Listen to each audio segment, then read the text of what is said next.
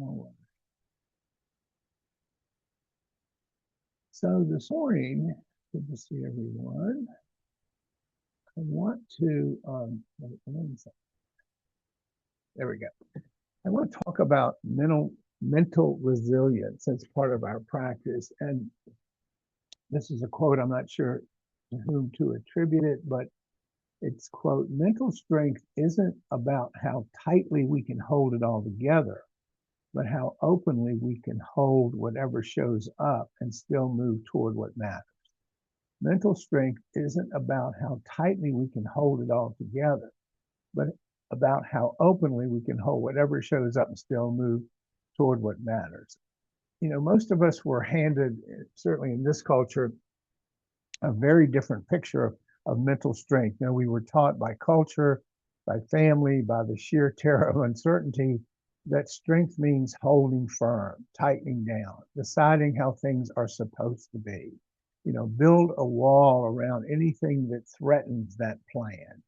You know, stand immovable in the face of whatever life throws at us. And yes, there is something that feels or at least sounds powerful about that, at least in the short run. But here's what the Buddha understood and what modern psychology is once again confirming. You know, rigid stance is not strength. It is brittleness. It is brittleness wearing strength's clothing. Okay. The Buddha, who I consider, as you know, the greatest psychologist to ever live, you know, put his finger on this 2,600 years ago. And the problem is not that life is not hard, which of course it's hard. The problem is that we are constantly in a low grade war with the fact that it's hard. You know, the word dukkha, as you know, translates broadly as suffering, but I think he is pointing, as I've said before, something, yes, it can be that, but day to day more subtle. You know, unsatisfactoriness, instability, irritations, these kinds of things. You know, I haven't talked about this in a while, but I love the metaphor because dukkha really translates as a wheel whose axle hole is slightly off center. You know, the ride is always bumpy. It's never smooth because the wheel is wobbly. It's never settled. And he said, using this metaphor, that this is the baseline for human life, not a problem to be solved, you know, simply as the nature of the world is governed by impermanence, also not a problem to be solved, but the idea that nothing holds its shape forever, not our health, not our relationship, not our plans, not our self of who we are.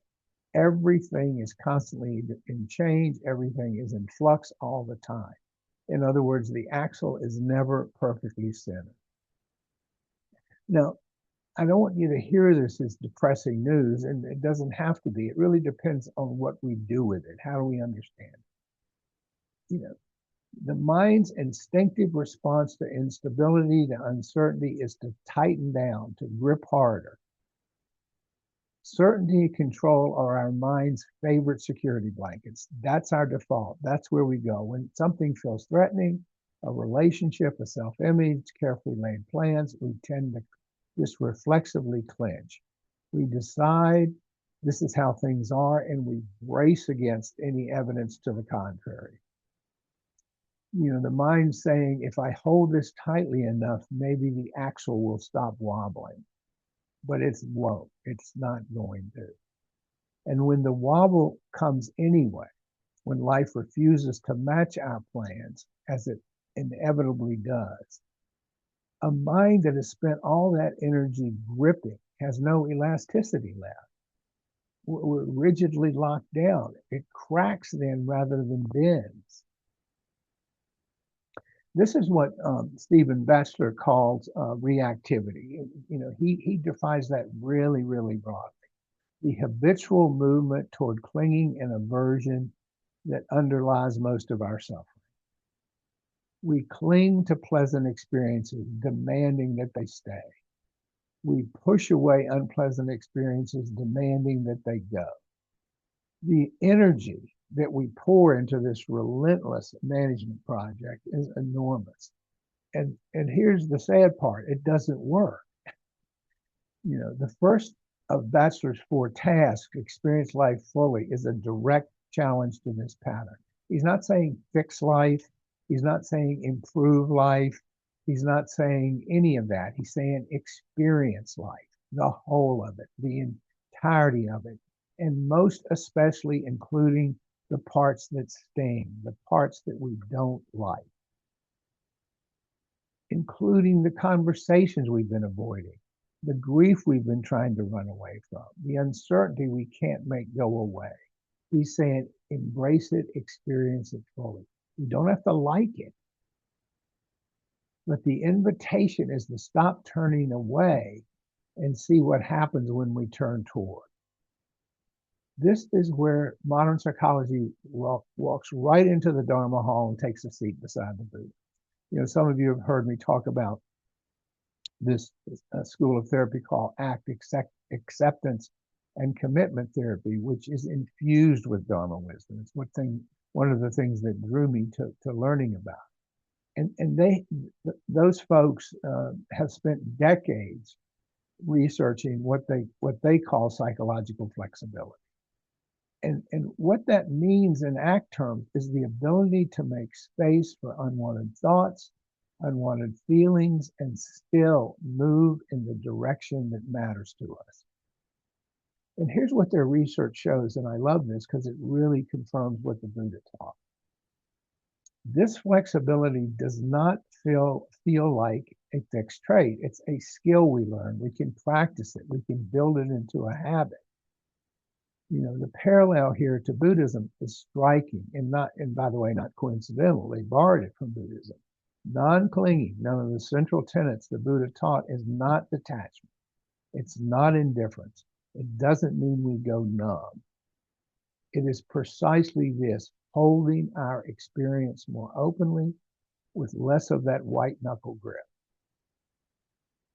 The capacity to feel whatever we are feeling, regardless of whether it's pleasant, unpleasant, or neutral, to know what we think and not be completely governed by it, not be completely run by it.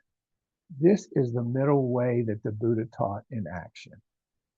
Not the suppression of experience, not the rigid, brittle trying to hold it all together, but not the opposite extreme either. The full collapse into every wave of emotion where we just get swept away and bounced around by the prevailing winds. The middle way is the path that runs between those two ditches. Those are the ditches on either side.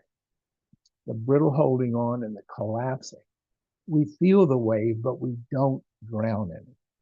Nor do we pretend that it's not there. You know, the ACT people use this word willingness a lot. And I think that it's worth looking at in this context. Willingness is like acceptance. It's not enthusiasm. We don't have to like it. We can be willing to have a difficult conversation without being happy about it. We can be willing to feel our grief without wanting to feel it. Willingness simply means I will not use all of my energy to keep this thing out. I will let this be here while I move toward what matters.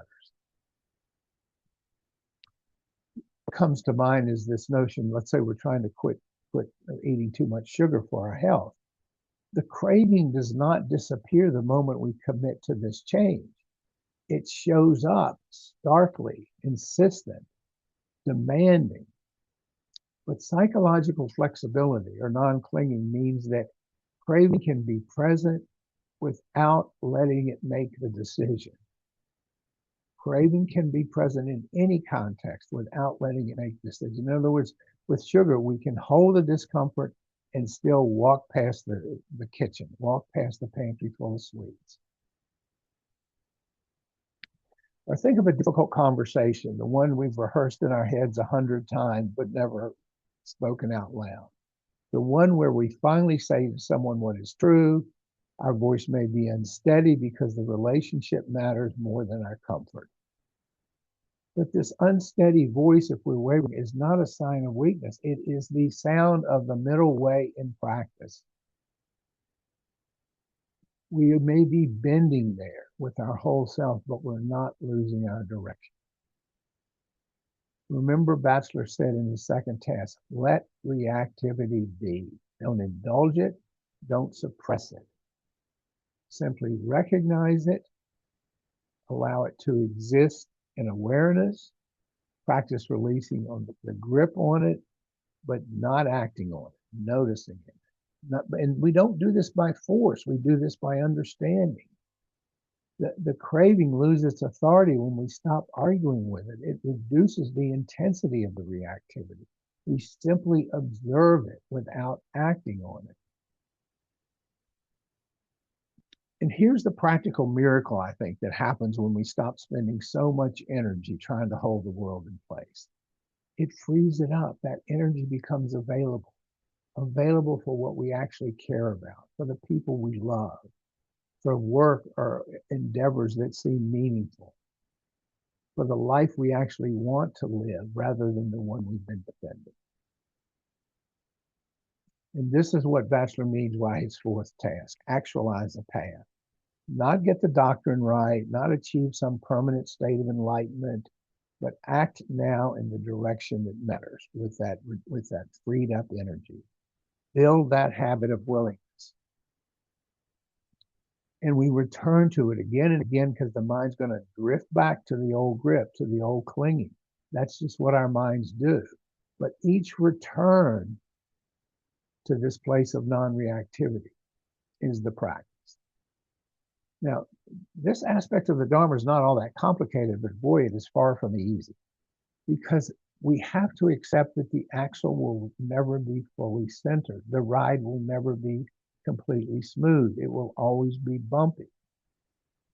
But mental strength is not learning to pretend otherwise. It's learning to ride openly in the bumpy car, to hold whatever shows up without bracing against it, without clinching, and keep doing what matters. That's the notion of psychological flexibility. That's the notion of mental resilience. It's not letting the ride consume us, that we learn to go with the bumpy car.